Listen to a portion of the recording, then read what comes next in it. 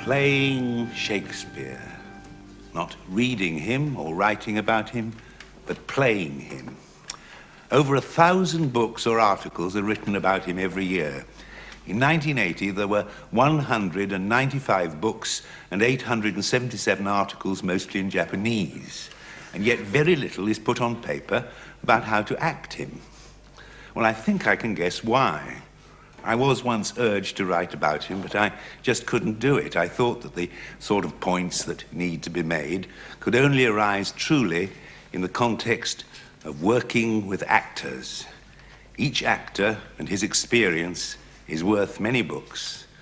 What I have to say is in the end worth nothing if it doesn't come alive in the performance of living and breathing actors.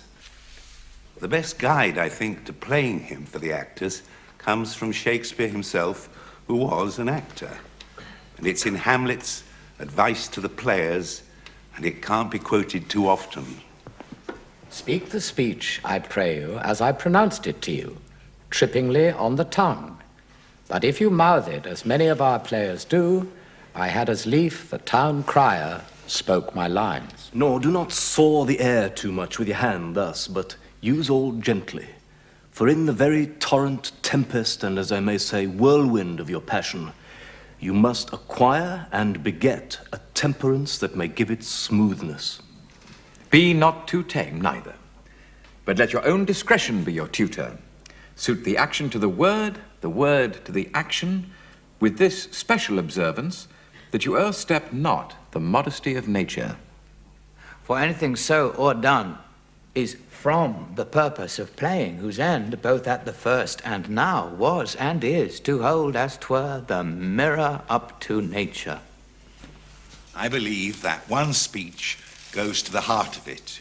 It's one of those utterances which seem a bit simple and limited at first, but if you live with it, it begins to resonate and open doors. I believe that in the Elizabethan theatre, the actors knew how to use and interpret the hidden direction Shakespeare himself provides in his verse and his prose. I therefore believe that the kind of points we shall be making work best in the theatre not by a director telling an actor about them, but by an actor learning them largely by experience and applying them for himself.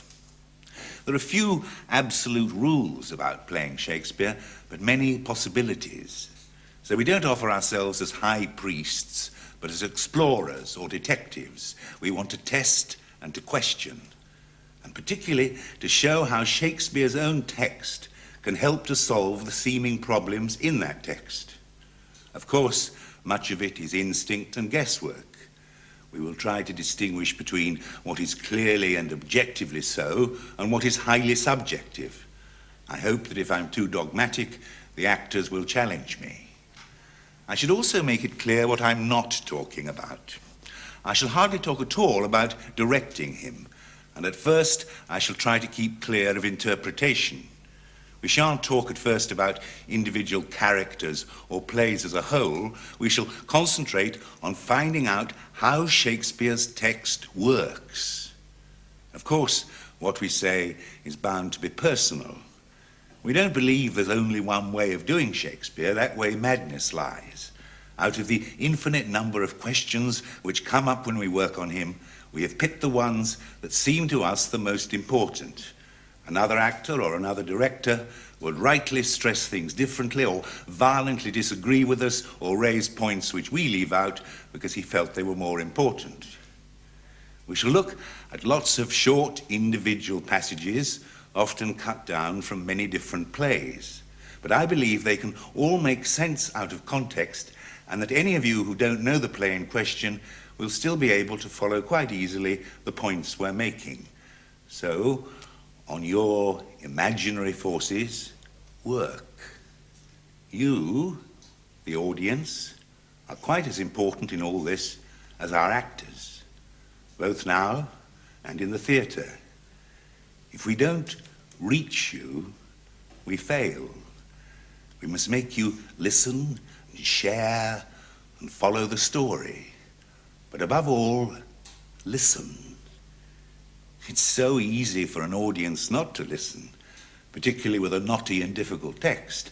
I may be cynical, but I don't believe most people really listen to Shakespeare in the theatre unless the actors make them do so.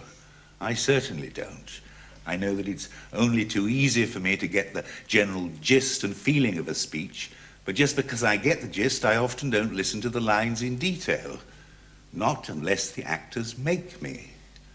So stick with us, and we'll try to show you how that can happen. But you may say, all that's very fine, but what's so difficult about acting Shakespeare? What's the problem? Or indeed, is there a problem? Well, yes, I believe that there is. Two things need to come together, and they won't do so without a lot of hard work and much trial and error. There's Shakespeare's text, written at a particular time and for particular actors. Cut me to pieces, Volsces, men and lads. Stain all your edges on me. Boy, false hound. If you have writ your annals true, 'tis there that like an eagle in a dovecot I fluttered your Volscians in Corioli. Alone I did it. Boy.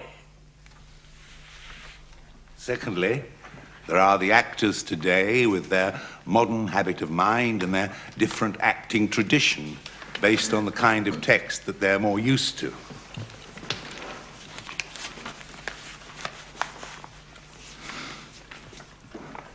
It's great to hear. What? Why did you pick me up like that? Why? Yeah. Sorry then. Tell us. How many girls you had? No, I told you my life. Here, hold on. What? You got a spot. Where? Here, hold still. Is it big? Hold still! Yeah, go easy. Ah! Oh. Got it. Oh, Well, there we are. We have the two chief ingredients with which to start rehearsals: Shakespeare's text and a group of modern actors. So how do the two come together? Let's start with the second as the more accessible. Our tradition is based more than we're usually conscious of on various modern influences like Freud and television and the cinema and the teachings of the director and actor Stanislavski. And I suspect that he works on us all the time, often without us really knowing it. So now, all of you say, what are to you the most important questions as you begin work on a modern text? Now, any text, what's the most important thing that you go for? Well, let's start off with, as Stanislavski says, if you speak any lines or do anything mechanically without fully realizing who you are, where you come from, why, what you want, where you are going, and what you will do when you get there, you will be acting without imagination. Or, to put it in our own words, what is our motivation, our objective, or our aim, or our intention? We use lots of words for the same thing. Stanislavski again. On the stage, there cannot be, under any circumstances, action which is directed immediately at the arousing of a feeling for its own sake. Or in other words, we must beware of playing the quality or the general emotional tone of a speech. In other words, if it's a sad speech, you mustn't just sound sad. You must find everything, every thought. You must make it specific and fresh. Meaning we must dig into a character socially and psychologically. Yes, socially, which means being concerned with other people. our audience, other characters on the stage, impersonated by the other actors. So it's not enough to be aware of our own thoughts, our own feelings, our own words. We must listen to the words, understand the feelings and the thoughts of the other characters. On the other hand, we do all know the sort of actor who won't speak at all until he feels absolutely the inner need to do so. Huge long pauses, and by the time he's ready, he's brilliant, but the audience is fast asleep. So perhaps it's good also to remember the John Gielgud story of when he was asked, now, Sir John, what exactly is your intention at this point? To which he replied, get onto the stage, dear boy. Good. Listen for a moment to an over-serious theatrical practitioner who, in his way, is also talking about intentions. I should like to cite examples of game beats in the opening scene of King Lear. Now, the game Lear wishes to play with his daughters, which might be called benevolent father and loving children, leads us to a model of the translations needed to play it successfully. Now, the child in Lear is cathected, which may be a symptom of old age, which we call second childishness. Well, hence Lear's opening kick comes in the form of benevolent parent, and his social action is to divide his kingdom. However, his object is ulterior and comes from his cathected child. Beware of jargon. It can lead to talking about it replacing actually doing it. So all of you challenge me if I fall into the same trap. Though we're exploring something complex, we all of us have got all the time to try to be simple. Well, I hope we're reasonably clear about what our modern tradition is. But actually, it's a great deal more modern than we know. The key technical terms we're using were not known to the Elizabethan actors. They've only come into existence during the last 100 years or so. Characterization, in our theatrical sense, is a mid-19th century word, though character, in the sense of a part assumed by an actor, comes in 100 years earlier.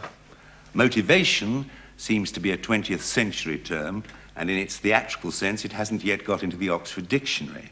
And naturalistic is the same. Now, this is rather salutary. I'm not decrying our modern tradition, merely trying to put it in perspective. It suggests how surprising our acting style would have seemed to the Elizabethans. I don't know that I agree with John there. I suspect actors throughout the generations have tried to be real in their own terms. After all, Hamlet's advice to the players seems to be good advice that a modern director might give to modern actors about not being too theatrical, not sawing the air too much, but thinking about the reality of the situation. What is, however, modern about our approach is the jargon that we use. As you just pointed out, motivation was not a term that Shakespeare would have understood. But the feeling behind what motivation means, I suspect Shakespeare and his actors would have understood. Mm-hmm. Yes, I think that, I'm sure that probably is true. That, I mean, that their ability, their instinctive apprehension of situations was so, I mean, I think probably so much closer to them without some of the distractions that we have in our day and times. I mean, very much they depended on the spoken word, the use of the word as food, which they, I think, probably use much more sensibly in the sense of almost eating words, therefore passing them, and through that building up an extraordinary complexity, which I think Shakespeare then bothered to examine in greater psychological depth. John, what exactly do you mean when you say naturalistic? Because that can mean different things to different people, can't it? Yes, I think I must define that. That's very good. I mean the acting style and the kind of text which is the norm in the theatre and film and television today, i.e. the deliberate attempt to make everything as natural and lifelike as possible. So let's look at an example. Give us the opening line of The Merchant of Venice. In sooth, I know not why I am so sad. Now, that simple line can be said in an infinite number of ways. On the one hand, you could go for the mood and the quality of it. Try it sadly. Do you mean by the mood or the quality just painting it over with a colour called sadness? Yes, the feeling. Like, in sooth, I know not why I am so sad. Or now try it humorously. In sooth, I know not why I am so sad. Now try and ask what is Antonio's intention. Perhaps it's to try to explain himself. So rather than painting the line, think about it and let the voice just do what it will. Search the thought. Make a connection between the mouth and the brain, and maybe the heart. In sooth, I know not why I am so sad. Yes, or try to do it as avoiding explaining yourself. In sooth, I know not why I am so sad. Or try to make light of your sadness. It'll come out rather than as the last one. It's the same one, you can see it coming. In sooth, I know not why I am so sad. And one more, try and put an end to the conversation. In sooth, I know not why I am so sad. And so on. I don't think there's much doubt, is there, that the second way, going for the intention, is more interesting and alive and human. We learn much more about the speaker and his situation. Well, of course, it's impossible to decide exactly how one will want to say that line without considering many other things which are not directly related to what noise the tongue is making on the roof of the mouth, like who am I saying the line to? How long have I known him? Where have we just been? What were other words spoken before this first line of the play? Were there any words before the play began? What are likely to be the words spoken in later scenes, and so on. It's a whole complex of which the sound is just the outward expression. That's right. So, in other words, rehearsal of a scene is going to be about character and about relationships and situation and certainly about social background. And today the director helps to sift those possibilities. At some point in rehearsals, agreement is reached. And in this case, Antonio, probably quite late because the possibilities are so many. Shakespeare never actually tells us for certain why Antonio is so sad. Now, these simple examples take us, I think, to the heart of our modern acting tradition. Relationships, character, intentions. So don't let's lose touch with that because we'll keep coming back to it. But what about the Elizabethan theatre? We don't know all that much about how they rehearsed, but we do know that direction in the sense of detailed analysis of a scene or play probably didn't exist. And as far as we can tell, they had no director in our sense, but the author often instructed the actors. Well, in fact, that's exactly what Hamlet was doing in the Speak the Speech passage that we read earlier, because he actually wrote the speech that the players are going to insert into their performance. He thinks he's got the right to direct it as well. The Elizabethan actors had very little rehearsal, virtually none in our terms. Yes, the diary of an Elizabethan theatre manager shows us that they might have as many as 40 plays in their repertory in a year, and that they put on a play in a few days. And indeed, the outdoor theatre, with its particular demands, its distractions, forced perhaps on the actors a cruder style than what we aim for. And there was certainly a traditional style of acting which was formal and bombastic, which Shakespeare tried to get away from. What we do know that they didn't have is the luxury of time that we have at the moment. I mean, we now approach characters rather as a psychiatrist would approach a patient. We sort of sniff around him very often. We don't even stand up with the texts till 3 weeks into rehearsal. We often take 10 weeks to rehearse a Shakespeare play, and as John's just said, they often had only a few days. And actors didn't in fact have the whole text to study. I mean, even leading actors, had their parts written out separately with nothing but their own cues added. In fact, I can remember when I first started in rep, one used to get just things called cue scripts, which were only your part with the cue immediately before it, just the last sentence. So you could tell whether you had a big part or a small part that fortnight, because it would either be this thin or that. But I mean, no sense of the whole play. And yet Shakespeare wrote for the Elizabethan theatre. And he wrote these infinitely rich and complex plays with great psychological depths. I don't think he'd have done it if his actors couldn't have done him justice. And I believe that he both accepted his own theatre and his own tradition, and yet himself transformed it. In a sense, I think that Shakespeare is the inventor both of characterization in depth and of naturalistic speech. There's not much of it in the theatre before him. let's look at the fashion that he inherited. First, let's hear a conqueror boasting. Alan, read a bit of Tamburlaine the Great. I will, with engines never exercised, conquer, sack, and utterly consume your cities and your golden palaces. And with the flames that beat against the clouds, incense the heavens and make the stars to melt. And till by vision or by speech I hear immortal Jove say, cease, my Tamburlaine, I will persist a terror to the world, making the meteors, that's what it does to your voice, you see, making the meteors that like armed men, God, it's murder, Marlowe. I'll carry on. Making the meteors that like armed men are seen to march upon the towers of heaven, run tilting round about the firmament, and break their burning lances in the air for honor of my wondrous victories. Very Marlovian. Here is high language, but there isn't much character or complexity. Now let's listen to a father finding his son murdered. Ben, do a bit of the Spanish tragedy. What outcries pluck me from my naked bed and chills my throbbing heart with trembling fear? Who calls Hieronymo? Speak, here I am. I did not slumber, therefore 'twas no dream. But stay, what murderous spectacle is this? A man hanged up and all the murderers gone, and in my bower to lay the guilt on me. This place was made for pleasure, not for death.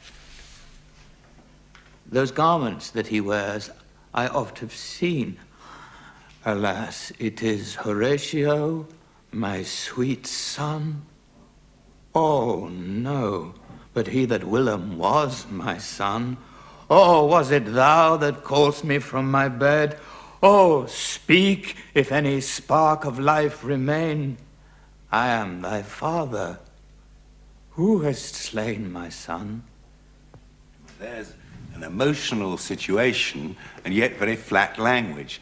But what Ben did was to fill it out and give it life, because he lived through the story and he had to bring life to something that was pared down to the bare bones in actual text. Now let's look at a third example of literary Elizabethan prose. The rose, although a little it be eaten with the canker, yet being distilled yieldeth sweet water. The iron, though fretted with the rust, yet being burnt in the fire, shineth brighter. And wit, although it hath been eaten with the canker of his own conceit, and fretted with the rust of vain love, yet being purified in the still of wisdom, and tried in the fire of zeal, will shine bright and smell sweet in the nostrils of all young novices. As you can see, character here is two-dimensional, and the rich language, when it's rich, can get monotonous. And these are examples from famous texts. Yet in Shakespeare, our traditions, both the modern and the Elizabethan, come together. I believe our tradition actually derives from him. In a sense, Shakespeare himself invented it, though he didn't, of course, know that he did so at the time. That's why I believe that the problem that I've been enunciating of how to marry the two traditions, in fact, doesn't exist once you get to know how Shakespeare's text works. If the actor gets in tune with it, he'll find many naturalistic clues and hints about character, so that it does, in fact, combine the two traditions most of the time. But it may not always seem so to an actor who's new to Shakespeare. Sheila, you've only plunged into Shakespeare quite recently. Tell us your feelings of coming to terms with it. Yes, well, coming to it at my great old age, I must say I wondered whether I was going to have to alter my whole approach to my work. And indeed, during the rehearsal process, and in a situation like this, I feel tremendously inhibited. But I found, miraculously, when I got on the stage and in front of an audience, having to communicate, it was quite extraordinary. I found that if I let it flow, just happen. It seemed the most natural thing in the world. And what's more, the language is so potent that I felt I had to make less effort than I've ever had to make in the whole of my career.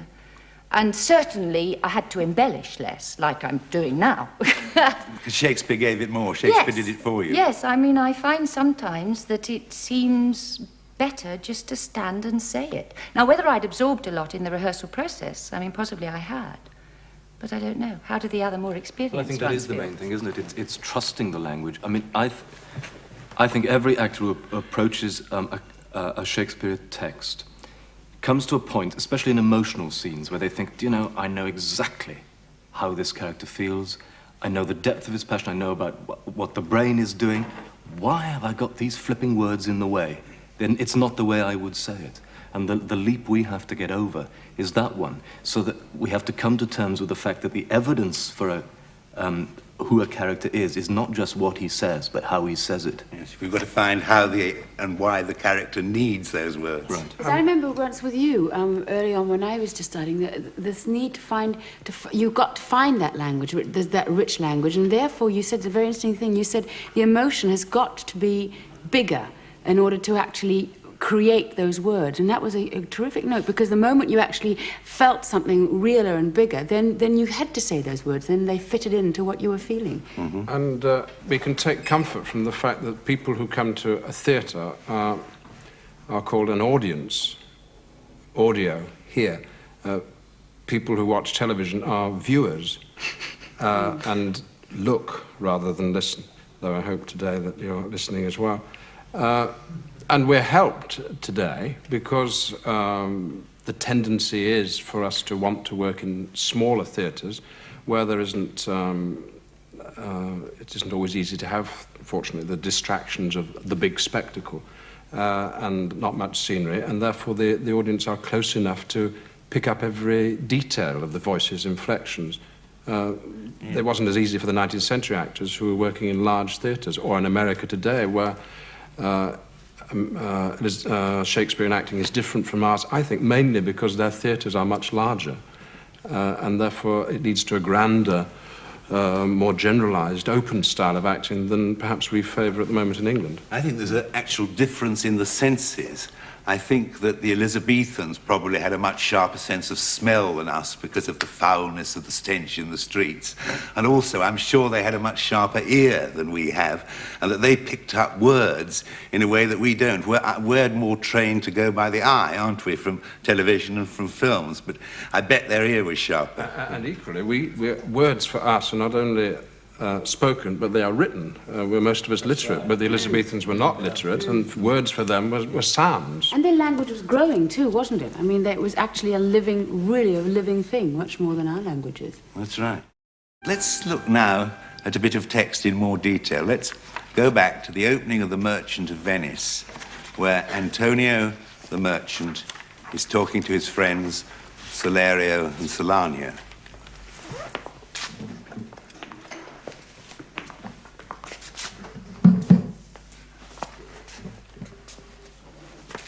In sooth,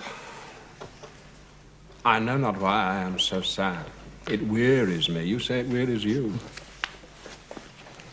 But how I caught it, found it, or came by it, what stuff it is made of, whereof it is born, I am to learn.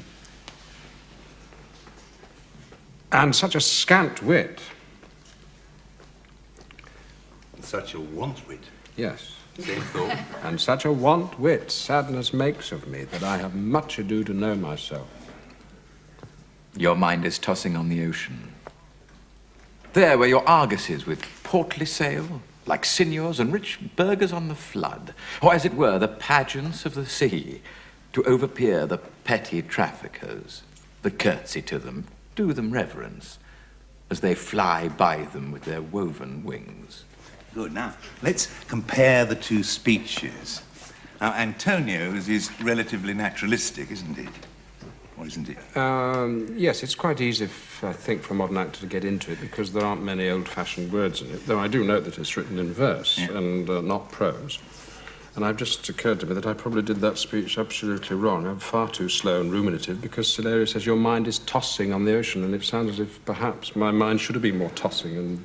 But anyway, that's just a point of interpretation. That's a good thought. But what I want to do is to compare the two. When I say yours is naturalistic, what I mean is it's naturalistic in comparison with Celerio. Now, his speech is actually much harder and much trickier, because it's full of images and metaphors like tossing on the ocean, portly sail, a simile like seniors and rich burghers on the flood, and pageants of the sea, and curtsy to them, a metaphor as they fly by them with their woven wings.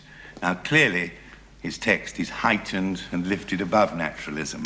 He's coining phrases, he's finding unusual words. But first, let's ask ourselves our basic question: what's his intention? Well, I think his intention is to cheer him up, probably by sending him up, or teasing him up. Teasing. Yeah. Good. Well, having established the intention at the start, now what do we do about the language to further that intention? Language which you would call heightened language. Yes. And can you define that, heightened language? Yes, I'm taking it a bit for granted, aren't I? I suppose the easiest way would be to say any language which is not naturalistic, any place where there are images and metaphors and similes, or rich, surprising language. So let's just keep comparing the two speeches, and I think the difference is pretty obvious. Let's see what happens, for instance, if we tried to do poor old Celerio's speech naturalistically. Just see what happens. Well, completely flat, straight, natural, as I would speak, or anybody would speak, just try and see what happens.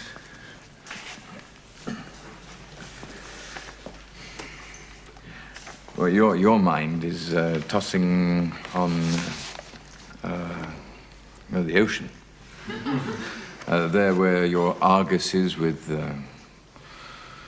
portly sail, like signors and rich burghers on flood, as it were. I think that's the passions of the sea. Good. That's right. Right. Well, thank you very much. Well, it doesn't work, does it? It's unclear and it's woolly. You can't deal with a heightened speech like that. It's just not the way it's written. It must be something that the actor, or rather the character he's playing, finds for himself, because he needs those words and images to express his intentions. You need those words to, as we've agreed, cheer up and send up Antonio. So you've got to find them, or we can call it coin them, or fresh mint them, or any word that we want to invent the word at the very moment that you utter it. You need it desperately. It's not just a word that pre-exists in the text. It's got to become your words. What the director usually asks the actor to do to deal with a particularly heightened piece of language is to put it into inverted commas, right? But surely the danger with that is that it sounds as if the actor is always being very self-conscious about what he's saying, and the trick of it is, I think, is for the character to put it into inverted commas, so that he's admitting to us, the audience, that what the language he's using is not common parlance, it's not usual speech, and we see him taking pleasure in choosing his words, picking his own words. Or we could say, clarify your intention as to why you're making the speech, and then decide why you use those particular words in order to pursue that intention. That's right. In fact, the actor needs to do all that. So let's take the speech again, choosing and coining the words with the intention of cheering him up and sending him up as we've agreed. Should I just say, and such a want wit sadness makes of me, that I have much ado to know myself. Oh, your mind is tossing on the ocean. There were your Argosies with portly sail, like signors and rich burghers on the flood. Oh, as it were, the pageants of the sea, to overpeer the petty traffickers that curtsy to them, do them reverence, as they fly by them with their woven wings. Well, that was wonderful, because you had a lovely balance between the heightened elements and the naturalistic elements, and that balance is something that we're always looking for and we'll keep coming back to. And it's a great deal clearer, too, isn't it? And it sounds as natural, I would say, as anything that we like to call naturalistic in the theatre. John, there's always a debate that rages in me whenever I find myself with a new text in the rehearsal room. It's the debate between naturalism and realism. And I think that there is a distinction. I think that more and more I find naturalistic acting, that is, totally reported nature, inappropriate when finally I'm on stage. Because one is in an environment that is nature highly organized, and therefore naturalistic acting is not appropriate. It's a false exercise. Also, to the Elizabethan mind, let's not forget that to be against nature or to be not natural was something profoundly disturbing. And to hold the mirror up to nature, or to overstep not the modesty of nature, were maxims to the actor to perhaps just say, root yourself in nature, but then once rooted in nature, remember that your landscape as an actor, the play, is compressed, organized, condensed version of the truth, where time itself enjoys a false perspective. I mean, Lear's whole destiny unfolds in the space of an evening. That is not naturalistic, but he must be rooted in nature for the emotions to be real and contagious. Yes, really the word naturalistic is just the name for a style. It doesn't actually really mean natural in the real sense. No, it's a dangerous word, but I think if we know what we mean by it, then we're on much safer ground. That's right. And I go back to our point about there has to be a balance between being seemingly natural and getting in terms with a heightened language. Now, we've seen what happens if we do the speech totally naturalistically, and we've seen David do it with a beautiful balance. Let's now be very unfair and see what happens if we go to the other extreme of losing the naturalness and overplaying the heightened language, because that's the other trap that we have to avoid. Ham it up a bit. Ham it up a bit.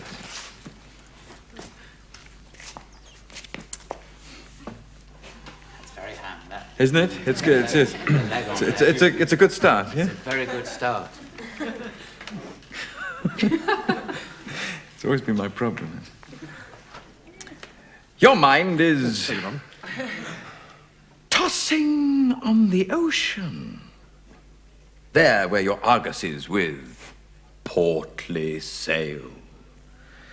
Like signors or rich burghers on the flood. Or, as it were, the pageants of the sea. Do overpeer the petty traffickers that curtsy to them, do them reverence, as they fly by them with their woven wings. Yeah, but look, You see why we say balance. yeah, but there's a danger in all this, isn't there? Because it's so easy to laugh at that, and we're all so keen to avoid it, that we get into lunacies, trying to prove that things are modern and doing things to try and take the curse off heightened language. For instance, people peppering a bit of heightened language with little, almost subliminal modern tags. For instance, a line like, the barge she sat in, like a burnished throne, burned on the water, can all too easily become, well, the barge she sat in, like a sort of burnished throne, you know, burned on the water. And you can do that without even being aware you're doing it. Right? One's got some sympathy with the actor's instinct to do that. It's just that it distorts as much as Ham does. Obviously, the actor has to find key point, and we can say it and must say it over and over, a balance between those two extremes. So we've really reached a golden rule. The actor has to marry the two traditions of heightened language and naturalistic acting. I must confess, I find it very difficult to draw a clear division between what you've called two traditions. I'm sure you're fighting to define a problem, but to me it's probably more a problem between good acting and bad acting.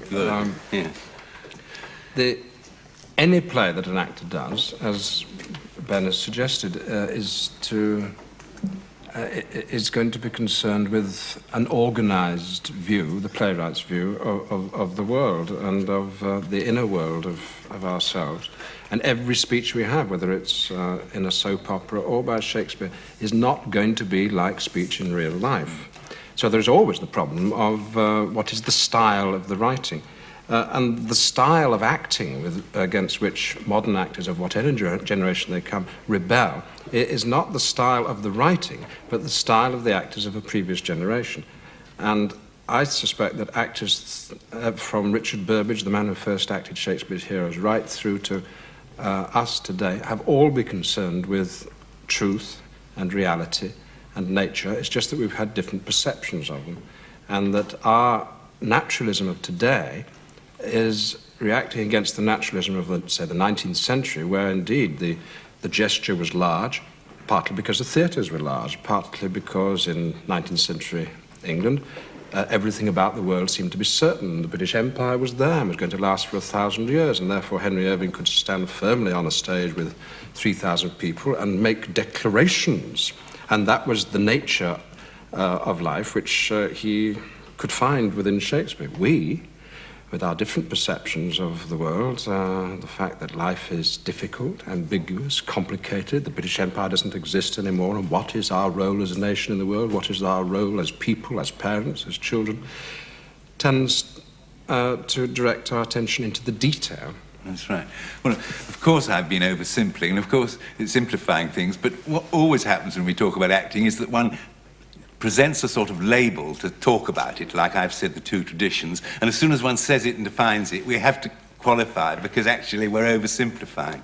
There's naturalistic text in lots of Elizabethan plays, and of course there is heightened language in modern plays. But I still think that my general point is true, that actors are normally much more at home with a naturalistic text, because that's what they work on the most today.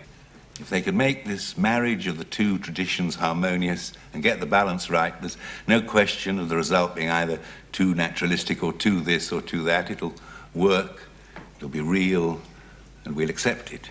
John, we've been talking about finding a balance between nature and poetry, of bringing the two elements together, but often Shakespeare achieves a dramatic effect by deliberately switching from the one element to the other. Oh, absolutely. He does so in our example from The Merchant of Venice. Now let's look at an extreme example and switch to another play for a moment. In Othello, there's a wonderful switch of naturalistic language following heightened language. Here is Othello when Iago has just been convincing him that his wife is unfaithful.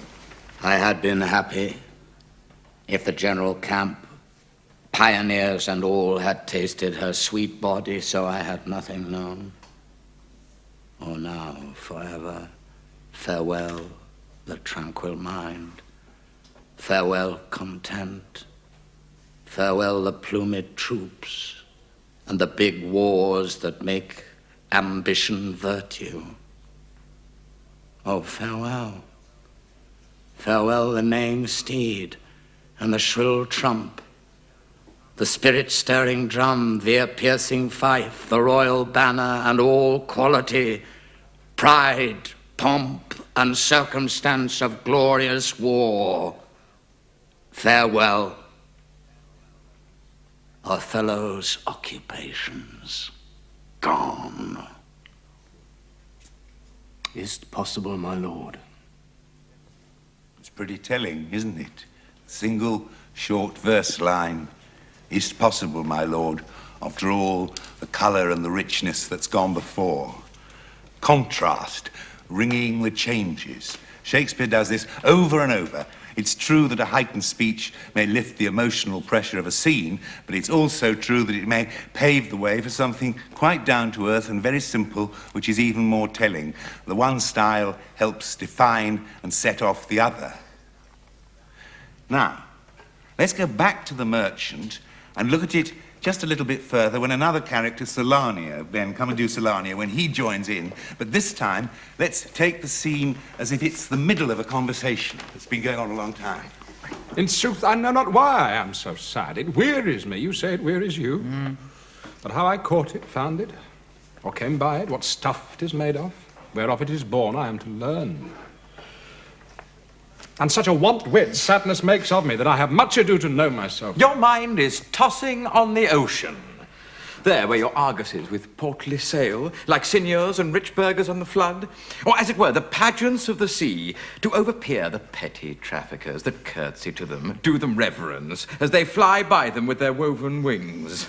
Believe me, sir, had I such venture forth, the better part of my affections would be still with my hopes abroad. I should be still plucking the grass to know where sits the wind, peering in maps for ports and piers and roads, and every object that might make me fear misfortune to my ventures, out of doubt would make me sad. I know Antonio is sad to think upon his merchandise. Believe me, no. I thank my fortune for it. My ventures are not in one bottom trusted, nor to one place, nor is my whole estate upon the fortune of this present year. Therefore, my merchandise makes me not sad. Why, then, you are in love. Fine. Not in love neither. Then let us say you are sad because you are not merry, and 'twere easy for you to laugh and leap, and say you are merry because you are not sad.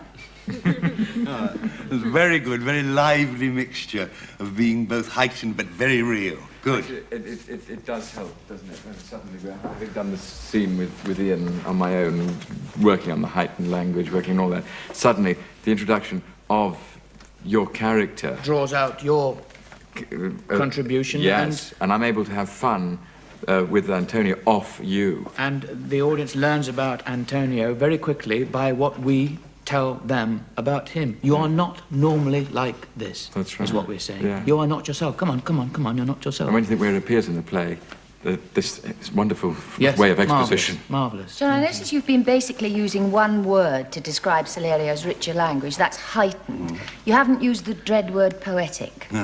Poetic. Dread word indeed. A very dangerous word because it's so general and imprecise. If you say to an actor, do it poetically, I reckon that alarm bells ring in his head. Well, it certainly frightens me to death, yes. Don't you think it just takes care of itself? I mean, if we use all the things we've been talking about, the language itself will, and our own spirit, I suppose, will express the poetry. We don't have to That's think right. about If it. you try to be poetic, it leads to what I've called playing the quality or the mood and putting a great big wash of lyricism or sentimentality over the speech. And above all, it can lead, as we say, to generalizing. Well, I've deliberately started the program with a rather humdrum, simple example because I want to look at what goes on in the norm of Shakespeare. In our later programs, richer and stronger examples will follow.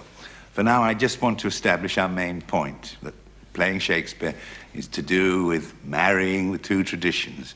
And I'm certainly not suggesting that one's more important than the other. They're both vital.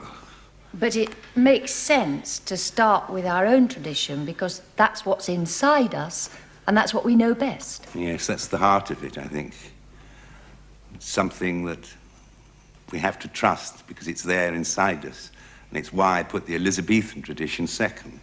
So, I repeat, marrying the two traditions. It's an idea that we'll keep on coming back to.